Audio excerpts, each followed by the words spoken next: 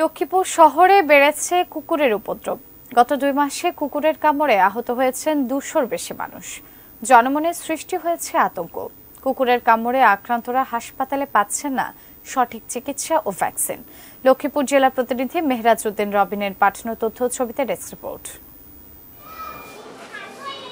লক্ষ্মীপুর শহরে বেসুমার বেওয়ারিশ কুকুর, তাদের উপদ্রব ও আক্রমণে অতিষ্ঠ জনজীবন। গত 2 মাসে পৌর শহরে বিভিন্ন এলাকায় কুকুরের কামড়ে আহত শিশু, বৃদ্ধ, নারী সহ 200-রও বেশি মানুষ। বিড়ালের কামড়ে আহতের সংখ্যাও কম নয়। এ ধরনের রেবিট অ্যানিমেলের কামড় বা আঁচড়ে জলাতঙ্ক রোগ হতে পারে। মৃত্যু এড়াতে জলাতঙ্কের টিকা নেওয়ার নিয়ম, অথচ লক্ষ্মীপুর জেলা সদর হাসপাতালেই নেই সেই জীবন রক্ষাকারী টিকা। আক্রান্তরা বাইরের ফার্মেসি থেকে চড়া দামে কিনতে বাধ্য হচ্ছেন ভ্যাকসিন। 130 টাকা করে 4 জন মিলে ভ্যাকসিন বাইরে থেকে কিনে আয় না, তারপর হসপিটালে দেওয়া লাগতেছে।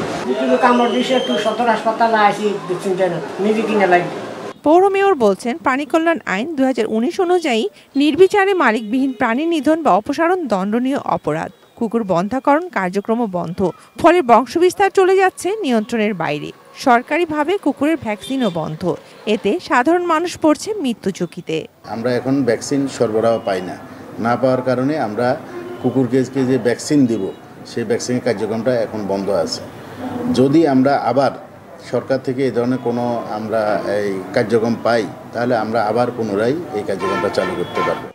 Shakil Aziz, desk report, 88 news.